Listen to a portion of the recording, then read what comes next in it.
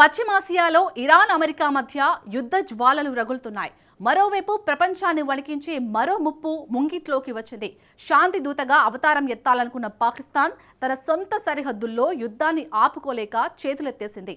కొంతకాలంగా నిశ్శబ్దంగా సాగుతున్న ఈ యుద్ధం ఇప్పుడు బహిరంగ పోరాటంగా మారింది. రెండు దేశాల సరిహద్దులు గన్ ఫైరింగ్స్తో దద్దరిల్లుతున్నాయి.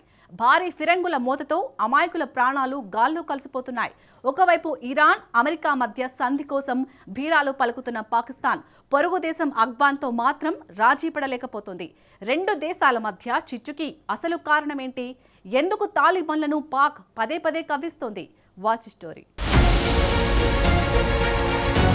పాక్ అఫ్ఘాన్ మధ్య యుద్ధానికి కారణమేంటి? రెండు దేశాల సరిహద్దు సీజ్ ఫైర్ ఎందుకు విఫలమైంది? సొంత గొడవను ఆపని పాక్ ఇరాన్ యుద్ధం ఆపుతుందా? పశ్చిమాసియాలో యుద్ధం ఇప్పుడిప్పుడే ఆగే సూచనలు కనిపించడం లేదు. ఆ ప్రాంతానికి సమీపంలోనే మరో వివాదం రాజుకుంటుంది. సంఘర్షణ మరేదో కాదు, పాకిస్తాన్ ఆఫ్ఘనిస్తాన్ మధ్య జరుగుతున్న యుద్ధమే. తాజాగా మళ్లీ ఈ రెండు దేశాలు వార్తల్లో నిలిచాయి. కొన్ని రోజుల పాటు స్తబ్దుగా ఉన్న ఈ పోరు ఇప్పుడు మళ్లీ మొదలైంది. యుద్ధం తీవ్ర రూపం దాల్చింది. ఇరు పక్షాలు ఇప్పుడు భారీ ఆయుధాలను ఫిరంగులతో దాడులు చేసుకుంటున్నాయి. తాజా సమాచారం ప్రకారం వివాదాస్పద సరిహద్దు ప్రాంతాలైన ఆఫ్ఘనిస్తాన్లోని కునార్ ప్రావిన్స్, పాకిస్తాన్లోని బాజోర్ జిల్లాల వెంబడి ఘర్షణలు చెలరేగాయి. పాక్ జరిపిన కాల్పుల్లో ఒకరు మృతి చెందగా మరో 16 మంది గాయపడినట్టు కాబూల్ వెల్లడించింది. ఎప్పటిలాగే పౌరులను లక్ష్యంగా చేసుకున్నారన్న వార్తలను పాక్ ఖండిస్తోంది. అఫ్ఘాన్ వైపు నుంచే రెచ్చగొట్టే చర్యలు జరిగాయని ఆరోపించింది. అఫ్ఘాన్ చర్యలకు మాత్రమే తాము స్పందించామని ఇస్లామాబాద్ కథలు చెబుతుంది. ఇక్కడే కథ మళ్లీ మొదటికి వస్తుంది. ప్రతిసారి పాక్ ఉద్రిక్తతలు పెంచడం, ఆపై ఖండించడం శరా మామూలుగా మారింది. అఫ్ఘాన్ ఎదురు దాడి తర్వాత ఒకరిపై ఒకరు ఆరోపణలు చేసుకోవడం జరుగుతుంది. దీనిపై స్పష్టత తక్కువ. పైగా కాల్పులపై ఎవరూ బాధ్యతను తీసుకోవడం లేదు. ఏది ఏమైనా ఒక విషయం మాత్రం స్పష్టంగా అర్థమవుతోంది. ఇరు దేశాల మధ్య ఉన్న తాత్కాలిక కాల్పుల విరమణ ముగిసింది. దౌత్యం మరోసారి విఫలమైంది. అసలు ఈ గొడవకు కారణమేమిటి?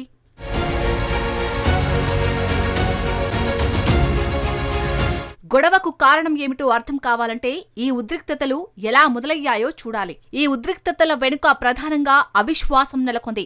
అఫ్ఘాన్ తాలిబాన్లు ఉగ్రవాదులకు ఆశ్రయమిస్తున్నారని పాకిస్తాన్ ఆరోపిస్తుంది. మరీ ముఖ్యంగా తెహ్రీక్ ఏ తాలిబాన్ పాకిస్తాన్, టీటీపీకి అండగా తాలిబాన్లు నిలుస్తున్నారని ఇస్లామాబాద్ పదే పదే ఆరోపిస్తుంది. ఈ ఉగ్రవాద ముఠా పాకిస్తాన్లో పలు దాడులకు పాల్పడింది. ప్రధానంగా అఫ్ఘాన్ గడ్డ మీద నుంచే టీటీపీ కార్యకలాపాలు సాగిస్తున్నారని ఇస్లామాబాద్ చెబుతోంది. కాబూల్ మాత్రం దీన్ని ఖండిస్తోంది. టీటీపీ అనేది పాకిస్తాన్ అంతర్గత సమస్య అంటూ ఆఫ్ఘనిస్తాన్ కొట్టిపారేస్తోంది. గత కొన్ని నెలలుగా ఈ నిందారోపణల పర్వం కొనసాగుతూనే ఉంది. అయితే 2025 అక్టోబర్లో ఉద్రిక్తతలు మరింత పెరిగాయి. ఆఫ్ఘనిస్తాన్పై పాకిస్తాన్ వైమానిక దాడులు చేసింది. ఆ దాడులు రెండు దేశాల మధ్య ఒక చిన్నపాటి యుద్ధానికి దారితీశాయి. చివరికి కాల్పుల విరమణ ఒప్పందం కుదిరింది. కానీ గత నెలలో ఈ ఒప్పందాన్ని పాకిస్తాన్ ఉల్లంఘించింది. పశ్చిమాసియా యుద్ధం ప్రారంభానికి కొన్ని రోజుల ముందే ఆఫ్ఘనిస్తాన్పై పాకిస్తాన్ మళ్లీ దాడులకు దిగింది. ఇస్లామాబాద్ ఏకంగా కాబూల్పై బహిరంగంగా యుద్ధాన్నే ప్రకటించింది. ఇక మార్చి ప్రారంభంలో పరిస్థితులు మరింత దిగజారాయి. పాకిస్తాన్ మానవత్వానికి వ్యతిరేకమైన ఘోరమైన నేరాలు చేస్తుందంటూ తాలిబాన్లు ఆరోపించారు. ఒక ఆస్పత్రిపై జరిగిన వైమానిక దాడి ఆధారంగా తాలిబాన్లు ఈ ఆరోపణలు చేశారు.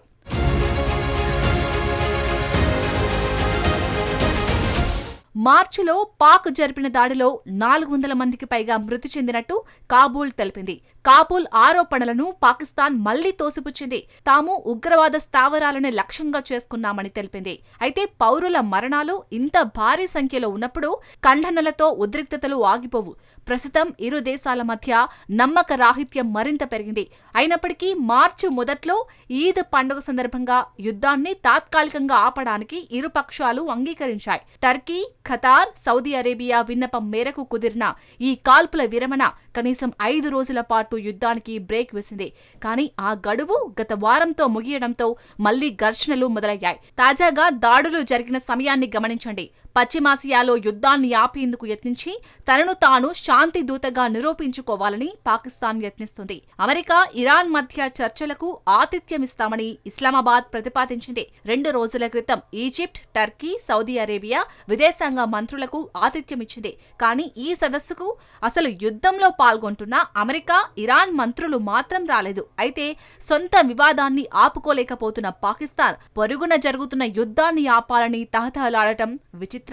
ఉట్టిని అందుకోలేనమ్మా, నింగికి ఎగిరిందన్న చందంగా మారింది పాక్ పరిస్థితి.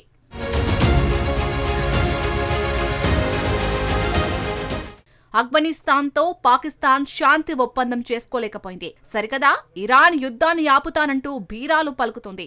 ఇక్కడే ఓ తీవ్రమైన సందేహం తలెత్తుతుంది. సొంత సరిహద్దుల్లో ఘర్షణలను అదుపు చేయని దేశం ప్రపంచ స్థాయి వివాదాల్లో నిజంగా మధ్యవర్తిత్వం వహించగలదా? శాంతి దూతగా పేరు తెచ్చుకోవాలని పాకిస్తాన్ ప్రయత్నిస్తోంది. కానీ స్వదేశంలో మాత్రం ఇస్లామాబాద్ వ్యూహాలు తలకిందులవుతున్నాయి. అంతర్జాతీయ స్థాయిలో ఎంత ప్రభావం చూపాలని ప్రయత్నించినా పాకిస్తాన్ను పీడిస్తున్న ఈ యుద్ధాల నుంచి అది విముక్తి పొందలేదు. ఈలోగా మానవ నష్టం పెరుగుతుంది. అఫ్ఘాన్పై పాక్ చేస్తున్న దాడుల్లో సాధారణ పౌరులే సమిధలవుతున్నారు. సరిహద్దు ప్రాంతాలు అస్థిరంగా, అనిశ్చితిగా ఉన్నాయి. వాణిజ్యం దెబ్బతింది. ప్రజల రాకపోకలపై పాకిస్తాన్ ఆంక్షలు విధించింది. ఇరు దేశాల్లో వేల మంది ప్రజలు ఇబ్బందులను ఎదుర్కొంటున్నారు. సరిహద్దులు ఎప్పుడు తెరుస్తారు అని ఎదురు చూస్తున్నట్టు తెలిపారు. సుమారు నెలన్నర రోజులుగా సరిహద్దుల్లో చిక్కుకుపోయారు. సరిహద్దులు తెరుచుకుంటాయన్న ఆశ ఏమాత్రం కనిపించడం లేదు. పైగా వర్షంతో మరిన్ని ఇబ్బందులు పడుతున్నారు. వారి వెంట అనారోగ్యంతో ఉన్న బంధువులు కూడా ఉన్నారు. లోడు చేసిన వాహనాలను కూడా ఖాళీ చేయించారు.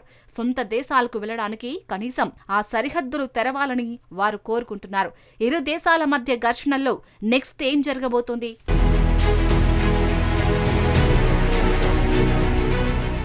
ప్రస్తుతం 2 దేశాల మధ్య ఎలాంటి కాల్పుల విరమణ ఒప్పందం లేదు. ఇరుపక్షాల మధ్య నమ్మకం అస్సలే లేదు. ఉద్రిక్తతలు తగ్గడానికి స్పష్టమైన మార్గం కనిపించడం లేదు.